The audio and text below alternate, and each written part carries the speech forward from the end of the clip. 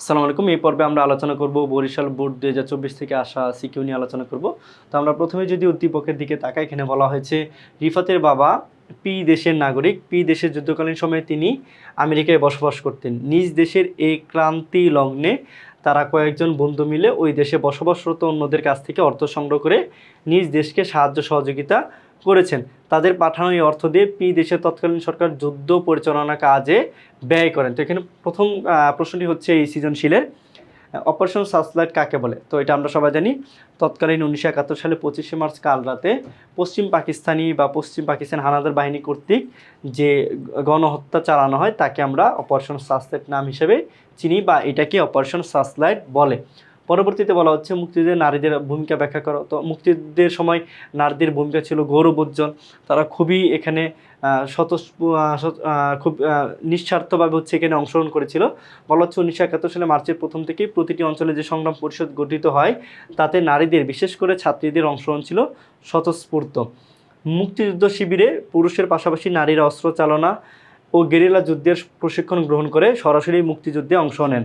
এছাড়া সহযোদ্ধা হিসাবে আহত মুক্তিযোদ্ধাদের সেবা শুশ্রূষা, তারপর আপনার মুক্তিযোদ্ধাদের আশ্রয়দান ও তথ্য সরবরাহ করে যুদ্ধে গুরুত্বপূর্ণ ভূমিকা পালন করেন এদেশের নারী মুক্তি সেনারা। তো এই ছিল নারী সমাজের অবদান। পরবর্তীতে বলা হচ্ছে বাংলাদেশের মুক্তিযুদ্ধে উদ্দীপকের প্রথমাংশের উল্লেখিত শ্রেণীর ব্যাখ্যা দাও। বলা হচ্ছে রিফাতের বাবা পি দেশের নাগরিক, তিনি পি দেশের যুদ্ধকালীন সময় তিনি আমেরিকায় বসবাস করতেন। অর্থাৎ এখানে প্রবাসী যেই যারা রয়েছেন তাদের কথা এখানে বলা হয়েছে। বলা হচ্ছে বাংলাদেশের মুক্তিযুদ্ধ উদ্দীপকে প্রথমাংশ উল্লেখিত তথ্য প্রবাসী বাংলাদেশিদের ভূমিকা ছিল তাৎপর্যপূর্ণ। বলা হচ্ছে মুক্তিযুদ্ধে প্রবাসী বাঙালিরা গুরুত্বপূর্ণ ভূমিকা পালন করে। তারা বিভিন্ন দেশে মুক্তিযুদ্ধের জন্য অর্থ সংগ্রহ করেছেন। তারা বিদেশে বাংলাদেশের পক্ষে জনমত গড়ে তোলেন এবং আন্তর্জাতিক সমর্থন আদায়ে কাজ করেন। তারা বিভিন্ন আন্তর্জাতিক সংস্থায় প্রতিনিধি দল প্রেরণ করেছেন। তারপর আপনার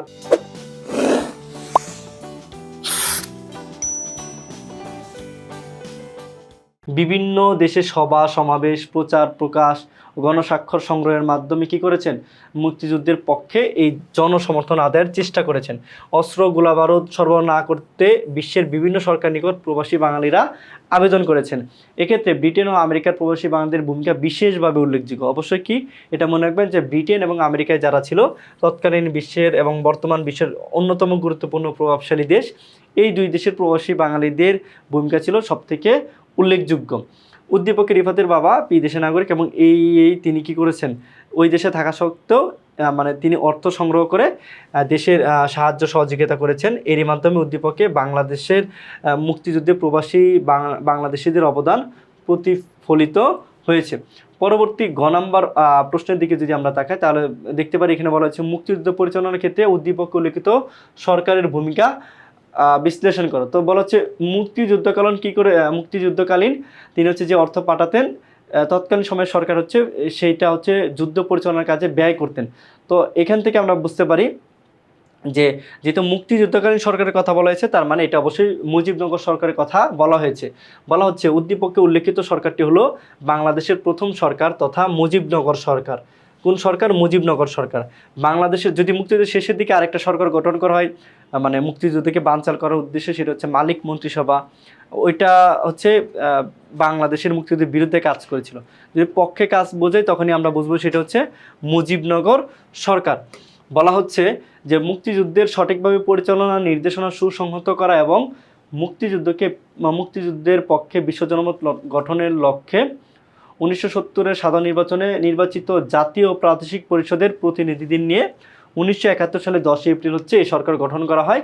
এই সরকারের অধীনে মোট মন্ত্রণালয় ছিল 12টি এবং এটা সদস্য ছিল 6 সদস্য বিশিষ্ট মন্ত্রিসভা।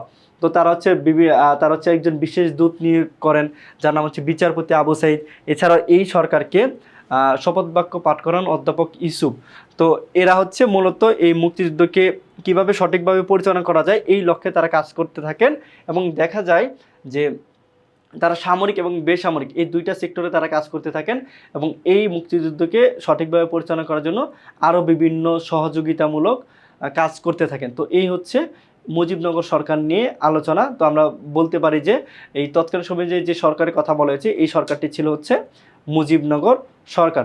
তো এই ছিল হচ্ছে এই সিকিউ নিয়ে বা সৃজনশীল প্রশ্ন নিয়ে আলোচনা। দেখা হচ্ছে পরবর্তীতে নতুন কোনো পর্বে নতুন কোনো সৃজনশীল নিয়ে।